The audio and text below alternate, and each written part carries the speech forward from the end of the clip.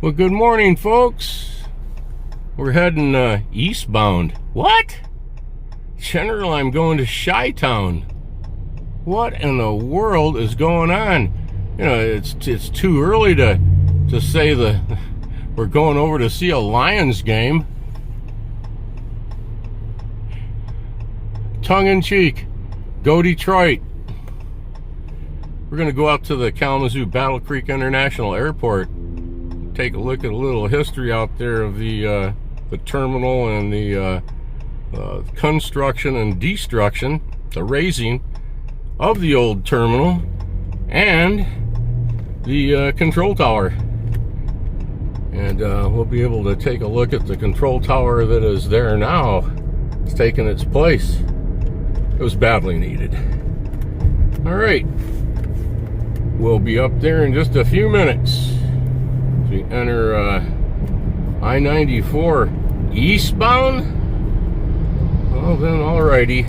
We got to do it. We have to do it.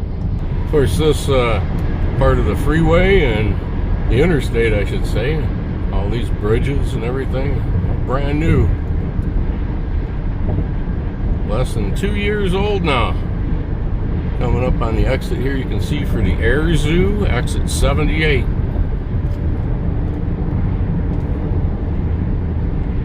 As you get closer to the bridge, they start texturing the surface of the roadway. It's an anti-skid, anti-slipping technology, because this does get slippery.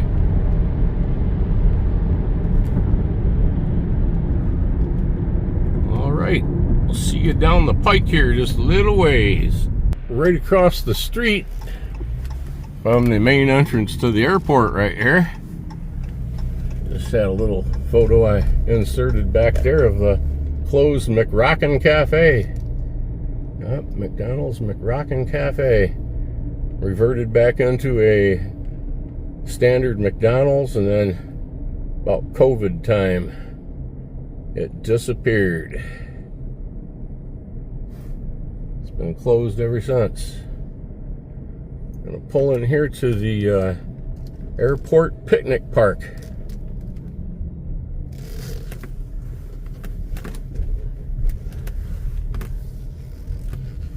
I'll pull up a little position here and start talking about this airport. Insert a few photos then and now. Well, folks, the airport proper out here, actually being used as an airport or a landing field way back into the 1920s.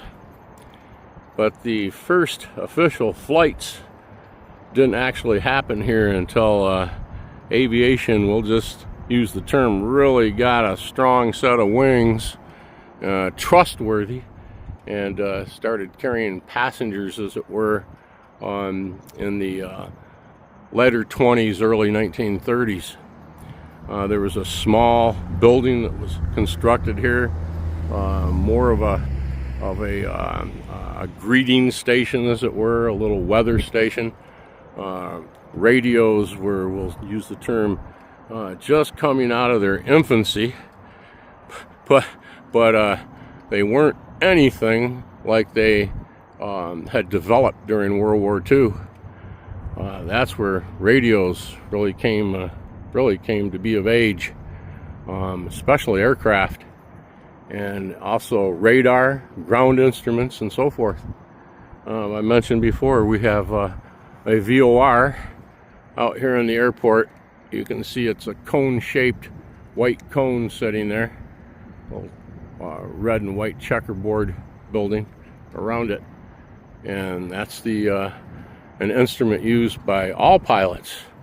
In the dead of night, zero visibility, whatever you want to call it, and you can key off that VOR right there. It has a signal. You tune into it. This one's signal is AZO. Okay, and of course this is known as AZO. Chicago O'Hare is, I believe that's OMD. Is O'Hare. Detroit is DTW. And so if you want to key in zero visibility and you want to fly from Kalamazoo to, say, Detroit, you'd have your course set keying off from DTW, and your instruments, your needles, we'll just call them, would point in that direction, and then you basically fly the needles and then watch your altitudes and speeds and everything else you do in instrument flight.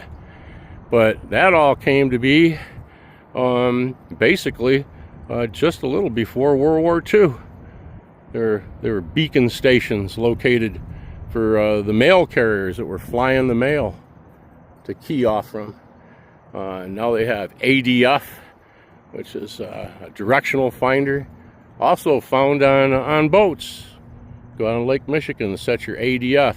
Have another in zero visibility and fog out there. Have another captain talk to you for a second, and your ADF will key in on his transmission and show you the exact direction that he is at, and just navigate your vessel in that direction. They also have DME, distance measuring equipment, that'll tell you exactly how far away you are from that beacon right there. So you know I'm 6.8 miles southwest of Kalamazoo in zero visibility. And then you'll come in and shoot one of the ILS systems here, instrument landing systems. You'll fly the beacon. That's right, all kinds of systems to learn, and they use them every single day, even in what they call VFR weather, visual flight rules, clear skies. I believe it's a federal regulation that all transport carriers fly instrument flight plans, just like they were in zero visibility. So they're all on radar. They're all squawking on their transponder settings. Everybody knows where everybody is. You just don't want to get that, that new pilot in that 152 stray off course someplace and doesn't have the proper radio settings or something, or instruments, and it could be really, really bad. Have to know where everybody's at. But the old airport here, when it was built back in the 60s, late 50s I should say, expanded a couple of times. We were here in 68, I mentioned before, seeing Bobby Kennedy as he exited the aircraft out here. Then this part of the building you see here didn't exist. The airport was more compact in towards the center. And the control tower that you will see then and now, photos of them actually raising the control tower at this end of the airport, reconfiguring it. Of course, the runway had been lengthened by a bit. Could take a little heavier jet traffic in here. During a Kalamazoo, High on Kalamazoo air show, they brought in a C-5A Galaxy in here and landed it, and it sat right out here, and my son and I and everybody, they opened up both ends of the plane. You could walk clean through it all day long, well, for the whole weekend.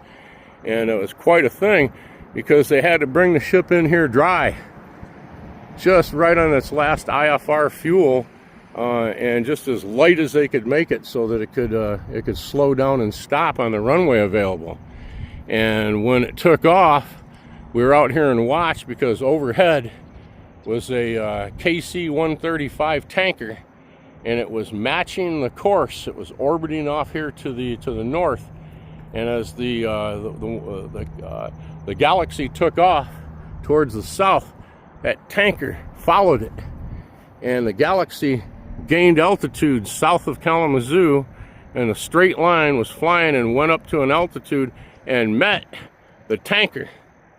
And at a rather low altitude, they didn't wait very long.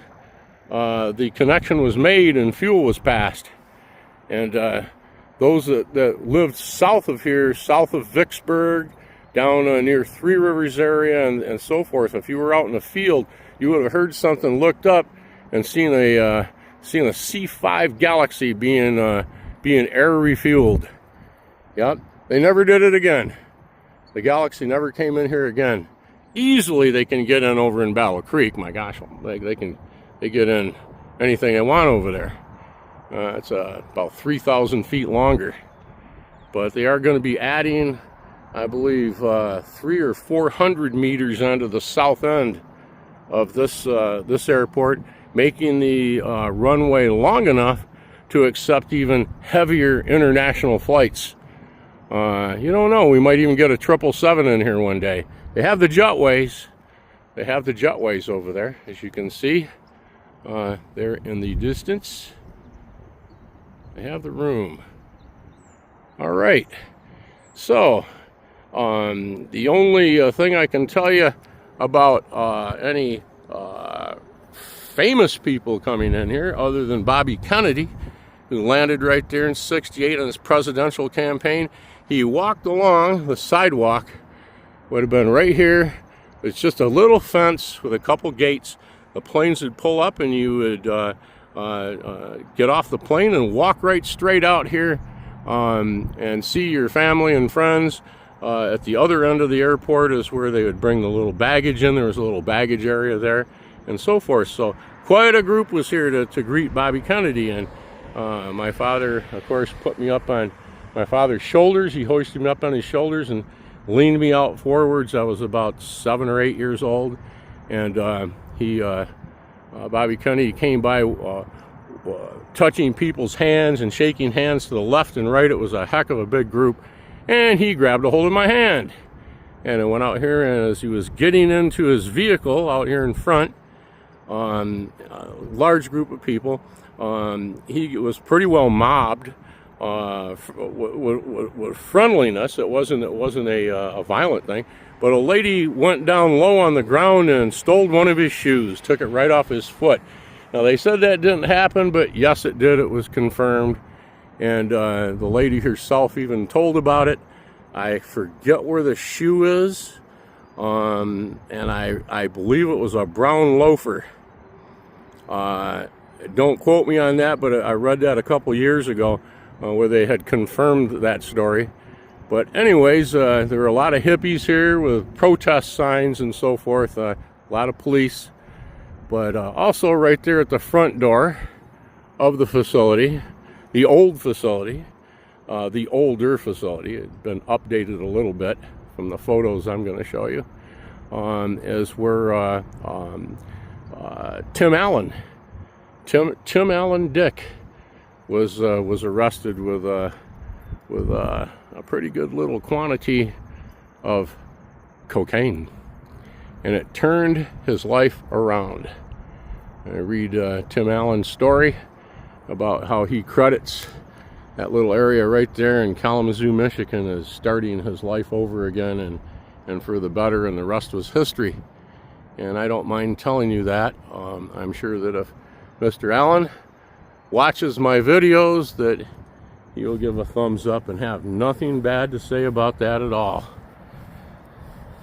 You can call out something that's bad when it turns out good, with no fear of doing so. Nobody's stepping on anybody's toes. That's the Army Reserve unit over there. All right. Of course, the new control tower, we can see here from a distance, it is a secured area. I can't get much closer to it than what we are doing right now. But I assure you, it is state of the art, and it handles also Battle Creek. Handles the Battle Creek Air National Guard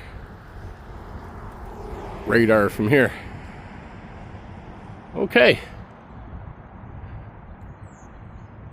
Little 360. These trucks here are the ones that are de-icing trucks. Those booms have the nozzles on them. They're tanks, of course, in the back filled with the chemicals. They have other de-icing equipment than this as well. These are pretty much the standard pieces. Duncan Aviation over here, which is the FBO, the fixed base operator. If you were going to fly in in your corporate aircraft. You have your own private Cessna. You're coming into Kalamazoo on business or just to go out to dinner or something. Right over here is where you will taxi your aircraft, and there's a little ramp fee, I'm sure, and they have fuel and a lot of other things. If you want to rent an aircraft, if you want to lease, I should say lease, if you want to go and get an aircraft, a jet, or anything, take you to Houston, Texas. Go up to that front desk, say, I need a jet to Houston.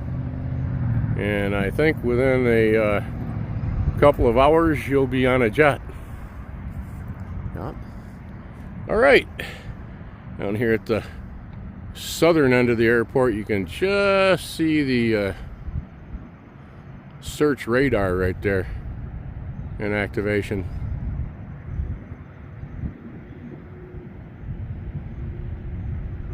Well, it's seen me. Well, it does look like the sun is going to break through a little bit before we get the rougher weather. Thanks again for coming along on this little adventure today out to the Kalamazoo Battle Creek International Airport.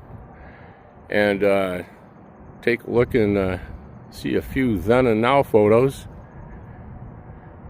If you like my videos, please don't hesitate to subscribe, give me a thumbs up. And we'll see you in the next one here on Fast Eddie's Adventures. Have a great and safe day.